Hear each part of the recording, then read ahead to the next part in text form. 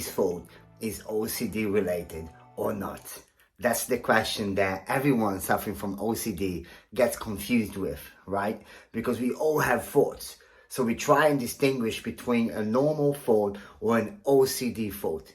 And there are a few ways of trying to figure out if it's one or the other. So everyone has intrusive thoughts. People with OCD and people without OCD. Our brains work that way. We sometimes have thoughts that we don't want to have. We have thoughts that we are not proud of.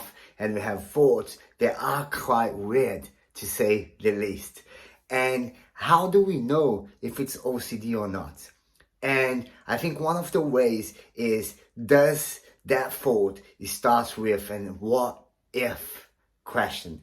I don't know you, but I would be ruminating and I'm going through these thoughts and I needed to sort it out. I really needed to know for sure that my partner was not going to cheat on me, or that this thing would go exactly the way that I wanted it to go. And I would be ruminating to the point where I would lock myself in bathrooms so that I could finish talking to myself, because other people were blocking me from doing so. So I would lock myself in that bathroom and I would try and come to a conclusion. And the problem is, every time I come out with a conclusion that I thought that has satisfied me, OCD would look at me and say, but what if? And then we start all over again. No matter what conclusion I come up with, OCD will always say, yes, Raff, but what if? And friends, if you are asking yourself a what if question, you can pretty much know 99% chance it is OCD related. OCD people like me, people who suffer with OCD, are always seeking a certainty that doesn't exist. Friends, I'm recording this video right now. Reality is, I don't know for sure if I'm gonna be alive in the next 10 minutes or if I'm not. And I've got to live with that certainty. There are some things, some magic words that helped me along my journey. And some of them was that every time that OCD threw at me a what if question, what if your partner cheats on you? I would say something like, yeah, maybe she will, maybe she won't. And OCD would be like, what? How can you accept that? You've got to figure it out. You've got to ruminate, or you've got to go online, or you've got to go and ask your wife if she's sure that she's never going to cheat on you. And that would be going on and on and on non-stop. So friends, if your OCD is asking you what if question, please know that is an OCD fault. And the best way to deal with it is to say, yeah, maybe she will, maybe she won't. Yes, maybe, maybe not. OCD gets starved like that. And what we need to do is to starve the beast.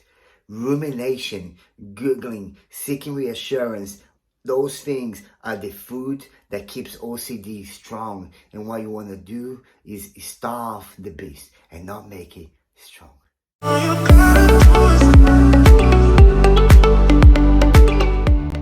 What is really interesting that I really needed to understand is that everything that I thought was helping me with my anxiety and OCD was actually getting me worse. What do I mean by that? Often when we are dealing with mental health issues such as OCD, anxiety, and even depression, the things that we want to do are the things that are horrible to us. And the things that we don't want to do are the very same things that are going to bring us into a healing process. So when we are feeling bad, we want to do what we want to do. When I'm depressed, instead of going for a walk and calling someone, I want to lock myself in the bedroom, close the curtains and sleep for as long as I can. And that feels good, but it doesn't do me good. Even though temporarily it might do, in the long term, it keeps me stuck into this depression cycle. With OCD, it's very similar. When I have this OCD thought and I feel like I need to ruminate, I need to figure out if this thinking is right or not, or I need to ask somebody for reassurance, or when I need to go online on Google and make sure 100% that this thought is normal, or that it's okay, and that I'm not a bad person, or that I'm not going to harm someone else, or on and on and on, depending on what your theme is. Those compulsions, they make us feel good for a little bit, but miserable in the long term. So friends, we've got to be willing to seek delayed gratification and not instant gratification, because those compulsions, they feel so nice and so sweet, but later on they are as sour as it can get. So we've got to be willing to be comfortable being uncomfortable. I had to learn how to starve the beast of OCD, and I often use the analogy of OCD being like a drunk man. That drunk man is talking to me and I can't push him away. He's stronger than me. I can't tell him to shut up because he keeps on talking. But what I can choose, what is under my control and power, is to stop responding to him. I don't need to convince him. I don't need to argue with him. I just gotta let him talk and stop engaging. And the engagement that we have with our thoughts are the problem. Many people I see every day saying things to me like, "Oh, Raff, but that thought is so bad." I'm like, yeah, I hear you. But what's really bad is not the thought itself, it's the fact that you're engaging with it. You are giving it more importance than it should have.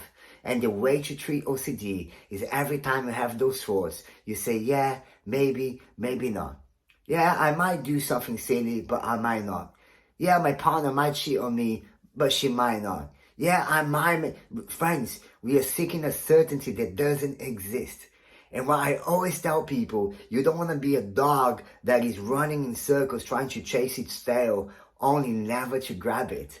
And that's what OCD does to us. It wants to convince us that if we just do one more searching, or seek one more reassurance, or do one more compulsion of some kind, that we are going to be okay. But then OCD comes and says, but what if? And then the cycle starts over again. So friends, let's make OCD stop.